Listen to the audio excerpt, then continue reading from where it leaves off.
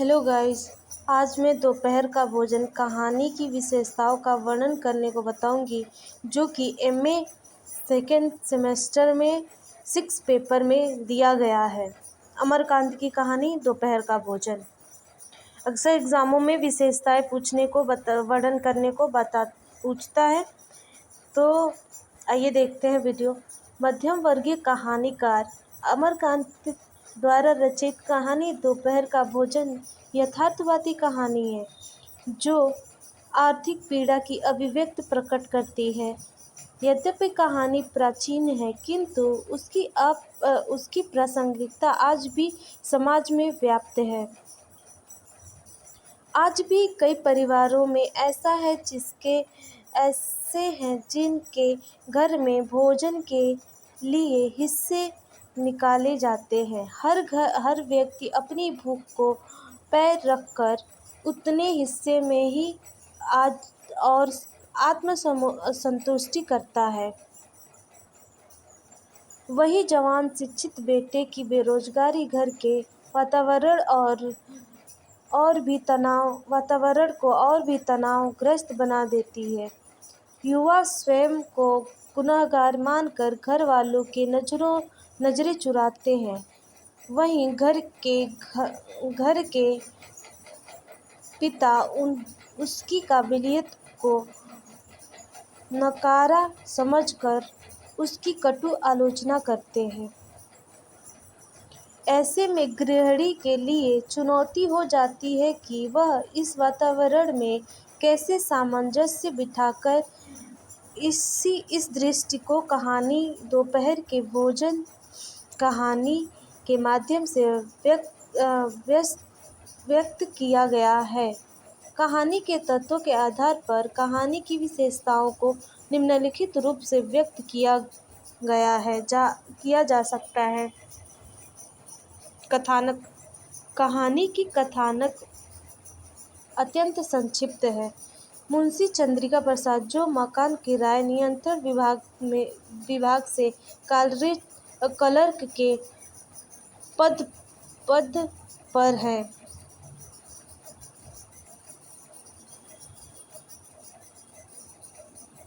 डरमैन पूर्व छटनी के दौरान उनकी छुट्टी हो गई। इसका प्रभाव आर्थिक रूप से परिवार को प्रभावित कर गया। परिवार के कुल 5 लोग हैं। 3 बेटे रामचंद्र, मोहन, प्रमोद और पत्नी सिद्धेश्वरी। आमदनी शून्य और 5 लोगों की जिम्मेदारी कैसे संभव हो। चंद्रिका प्रसाद की परेशानी अपनी जगह सही है। स्थिति यह कि घर में किसी को पेट भर भोजन नहीं मिल पाता।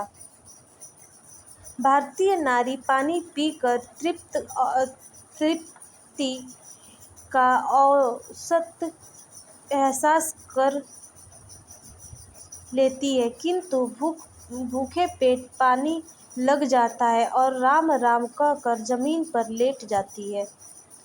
इसकी कृशिकाएं वही जमीन पर ढेर हो जाती है।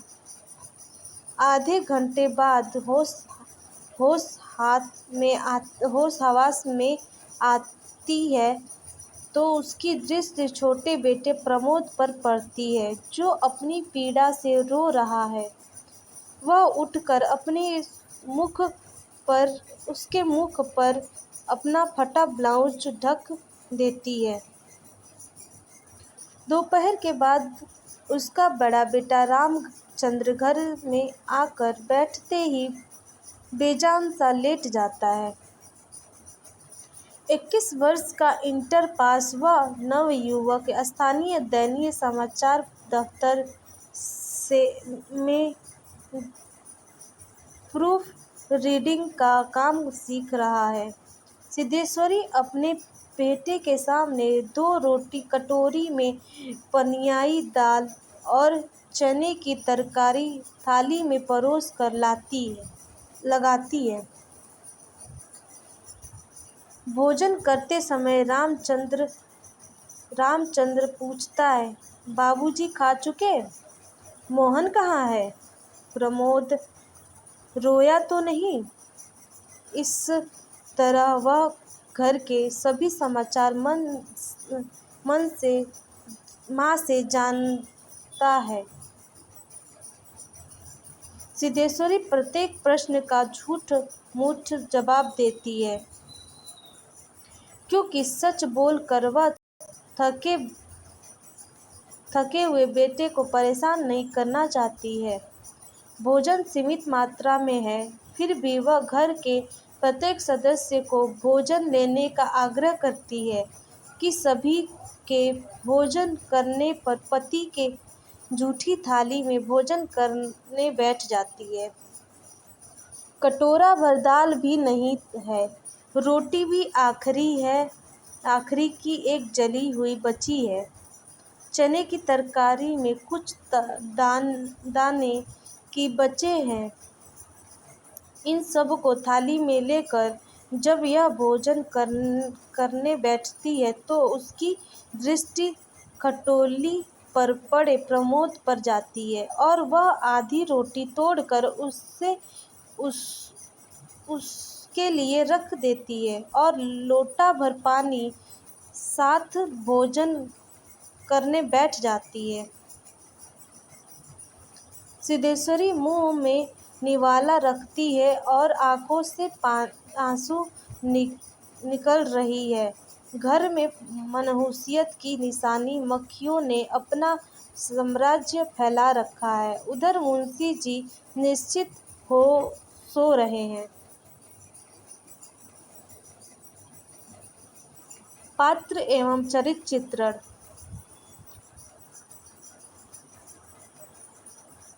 पात्र संयोजन के माध्यम से चरित्र चित्रण की दृष्टि कहानीकार करता है। प्रस्तुत कहानी में 5 पात्रों की संरचना की गई है, जिसमें सिद्धेश्वरी राज्य का दानी की प्रमुख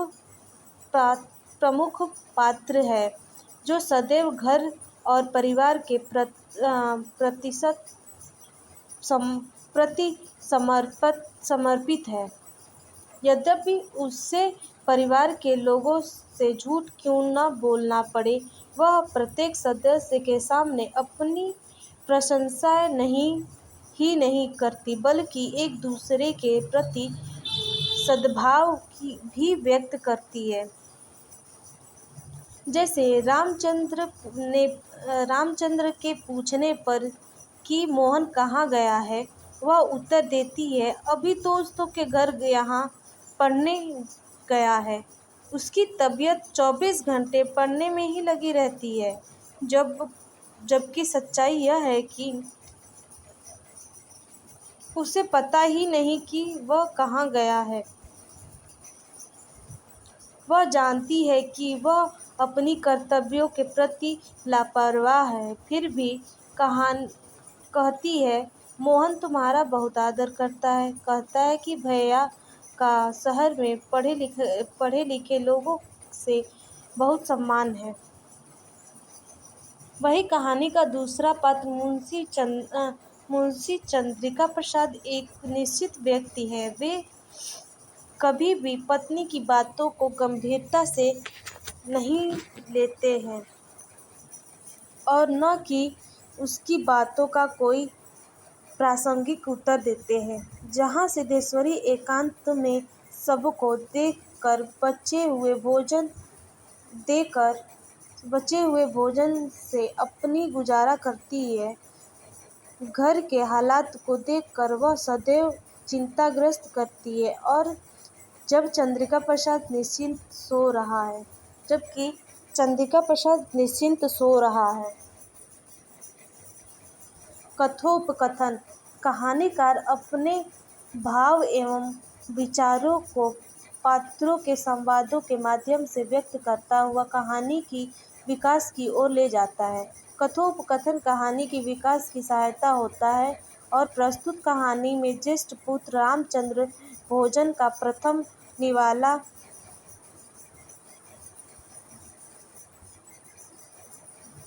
निवाला निकालते हुए पूछता है, मोहन कहाँ है? बड़ी कड़ी धूप है। माँ सिद्धेश्वरी झूठ मूठ का कह देती है कि किसी लड़के के यहाँ पढ़ने गया है और आता ही होगा। दिमाग उसका बड़ा तेज है। सिद्धेश्वरी रामचंद्र से उसकी नौकरी के बारे में पूछती है। वहाँ कुछ हुआ? रुखाई से उत्तर मिलता है, समय आने पे सब कुछ ठीक हो जाएगा। कहीं पर यह संबंध रहस्य की दृष्टि करता है। जैसे सिद्धेश्वरी बोलती है, मालूम होता है अब बारिश नहीं होगी। मुंशी जी, जो सब स्वभाव से गंभीर हैं, सदैव अपना प्रासंगिक उत्तर देते हैं।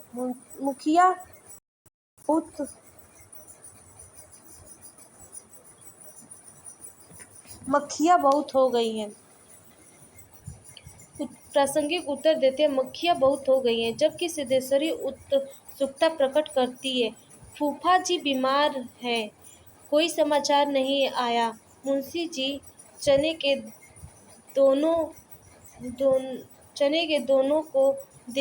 दानों को देखते हुए कहते हैं, गंगा शरण बाबुल की लड़की की शादी तय हो गई है। लड़का एमए पास है। इस प्रकार कहानी में यह कथानक पाठकों को कहानी से बांधे रखता है, कभी मार्मिकता के कारण तो कहीं हस्तपुट को लेकर। देश काल और वातावरण। प्रस्तुत कहानी वातावरण की दृष्टि से अपनी सफलता सिद्ध करती है। जैसे ही कहानी का शीर्षक है दोपहर का भोजन, संपूर्ण कहानी दोपहर को किए गए भोजन में इर्द गिर्द घूम रही है। दोपहर का भोजन बन जाने के बाद सिद्धेश्वरी चूल्हा ठंडा कर के वहीं घुटनों के बीच सर रख कर बैठी है। घर के हालत इतनी बदतर है कि एक समय भरपेट भोजन भी नहीं किसी को मिल पा रहा है। सिद्धेश्वरी भोजन के अभाव में कृशकाय हो गई है। पसलियां नजर आ रही हैं। भूख लगने पर वह लोटा भर पानी गटक जाती है, किंतु भूखे पेट पानी भी कभी नुकसान पहुंचा जाता है। वह असहनीय पीड़ा के साथ जमीन पर लेट जाती है और वहीं थोड़ी थोड़ी देर में वह दरवाजे तक जाकर गली में देखती है। 12 बज चुके हैं। धूप बहुत तेज हो गया है। गली में गहरा सन्नाटा है। कुछ लोग सर पर गमछा छाता लिए नजर आ रहे हैं। बेटा रामचंद्र थके कदमों से धीरे धीरे सरकता सा नजर आता है। उसका चेहरा धूप से लाल हो चुका है। आर्थिक तंगी को जूते बयां कर रहे होते। जूते में धूल की घर जमी हुई है। इस तरह कहानी में दोपहर और भोजन दोनों का सजीव चित्रण करने में लेखक सफल रहा। तो कहानी यहाँ ख़त्म होती है। और तो वीडियो पसंद आए तो लाइक और सब्सक्राइब करिएगा गाइस। और आपका ये जो कहानी है ना, आपको पात्र जो है वो आप अगर याद कर लेंगे तो आपको नेट और जीआरएफ में बहुत क्वेश्चन पूछे जाते हैं। पात्र का नाम या पात्र के मतलब कितने पात्र हैं ये पूछा जाता है। अक्सर कहानी और उपन्यास नेट जीआरएफ के लिए बहुत इम्पोर्टेंट होता है। और वही क्वेश्चन आता है जो नेट जीआरएफ में मतलब जो उपन्यास, जैसे उपन्यास में जो भी जैसे कोई भी है, समझ लीजिए कि वो है गोदान कहानी मुंशी प्रेमचंद्र का है, तो उसमें ये पूछ देगा कि गोदान कहानी किसका है। तो आपको याद होगा तो मुंशी प्रेमचंद्र डाल देंगे ऑप्शन में। अगर उसमें पूछ देता है कि पात्र गोदान कहानी में कितने पात्र हैं, मुख्य पात्र कौन है, या मुख्य दो पात्रों के नाम बताइए कौन कौन है। तो आपको अगर होरी और धनिया के बारे में पता होगा तभी तो डालेंगे। तो आप इस तरीके से आप कहानी को पहले पढ़िए, और कहानी को पढ़ने के बाद आपको पात्र याद हो जाएगा, और पात्र जब याद हो जाएगा तो नेट जेआरएफ के लिए बहुत इंपॉर्टेंट है। तो वीडियो पसंद आया तो लाइक और सब्सक्राइब ज़रूर करिएगा दोस्तों।